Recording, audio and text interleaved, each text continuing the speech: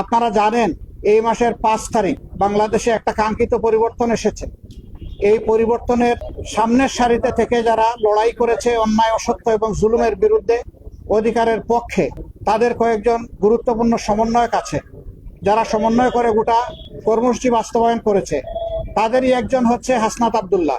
সে কুমিল্লার একজন ছেলে, ঢাকা বিশ্ববিদ্যালয়ে লেখাপড়া করে। আপনারা তার সম্পর্কে জানেন। গতকালকে একটা বাহিনীর কিছু লোকেরা তারা প্রতিবাদ করতে এসে সমস্ত আইন কানুন ভঙ্গ করে গায়ের জোরে তারা সেক্রেটারিয়েটে বা সচিবালয়ে ঢুকে পড়েছিল। তাদের উদ্দেশ্য খারাপ ছিল। সেখানে ঢুকে গালিগালাজ, উচ্ছৃঙ্খল অবস্থা সৃষ্টি করা, এরে ধরো ওরে মারো, এই ধরনের অবস্থা তারা সৃষ্টি করেছিল।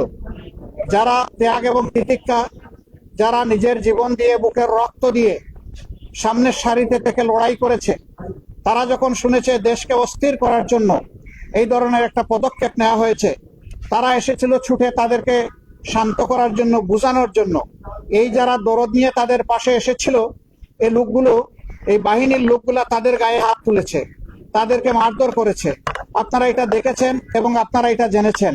আপনাদের মাধ্যমে আমাদের জানার সুযোগ হয়েছে, মিডিয়া আপনারা তুলে ধরেছেন।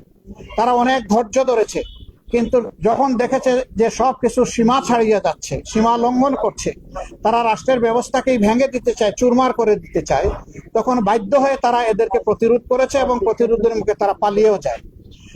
ওই সময়টাই তারা হাসনাত আব্দুল্লাহ সহ আরো অনেকের উপরে হামলা করে। এখানে চিকিৎসাধীন কমপক্ষে 3 জন আছেন যারা গুরুতর আহত হয়েছেন। আমরা দেখতে এসেছিলাম। 2 জনকে অস্ত্রোপচারের জন্য ওটিতে নেওয়া হবে, এই জন্য ডিস্টার্ব হবে জেনে আমরা ওইদিকে যাইনি। আমরা শুধু হাসনাত আব্দুল্লাহকেই দেখে এসেছি।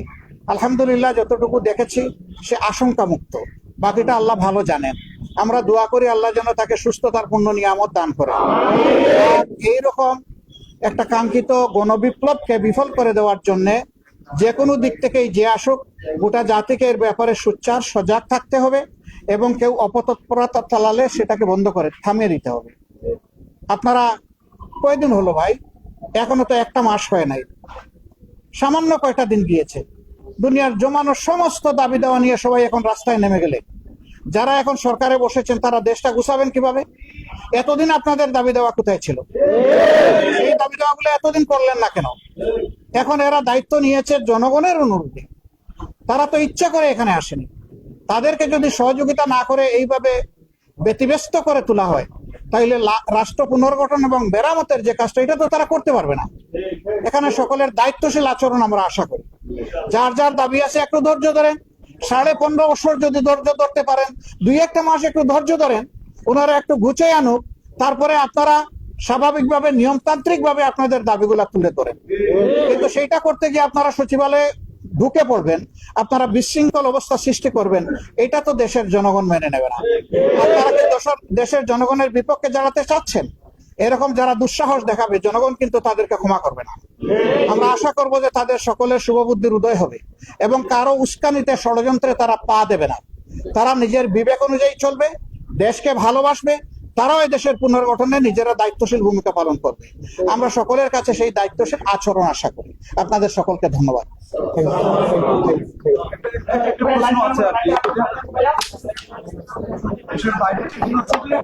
গতকাল প্রধান উপদেষ্টা তিনি জাতির উদ্দেশ্যে ভাষণ দিয়েছেন আর কি, এবং তিনি বিভিন্ন বিষয় নিয়ে আসলে কথা বলেছেন। বলেছেন যে 17 দিনও হয় নাই, এর মধ্যে আসলে হচ্ছে অনেক সমস্যা চলে আসছে, অনেকগুলো বিষয় নিয়ে কথা বলছেন। রাজনৈতিক দল হিসেবে তার গতকাল যে ভাষণটি, এই ভাষণটি আসলে আপনারা কিভাবে দেখছেন? তিনি যে বিষয়গুলো বলেছেন এগুলো আসলে আমাদের এই সাংবাদিক বন্ধু প্রশ্ন করেছেন, গতকাল প্রধান উপদেষ্টা জাতির উদ্দেশ্যে প্রথম ভাষণ দিলেন। তো তিনি বলেছেন যে 17 দিনও হয় নাই, কিন্তু ইতিমধ্যে অনেক সমস্যা আমাদের দিকে ধেয়ে আসছে। সবাইকে তিনি ধৈর্য ধারণ করার জন্য অনুরোধ জানিয়েছেন, ওনাদেরকে একটু সময় দিতে বলেছেন। সামগ্রিক ভাষণকে আমরা কোন দৃষ্টিতে দেখছি? আমরা মনে করি একটা দায়িত্বশীল ভাষণ উনি দিয়েছেন। এই সময় ছিল জাতিকে সামনের দিকে আসা জায়গা নিয়ে কথা জাতির শোনা প্রয়োজন ছিল। তার বক্তব্যে তার প্রতিধ্বনি হয়েছে বলে আমরা মনে করি। তবে এটা ঠিক যে এই প্রতিদ্বন্দ্বীর মধ্যে আমার আকাঙ্ক্ষা পূরণ না হতে পারে, আরেকজনের আকাঙ্ক্ষা পূরণ না হতে পারে। দেখতে হবে সামগ্রিকভাবে সারা দেশবাসীর আকাঙ্ক্ষার প্রতিফলন হয়েছে কিনা।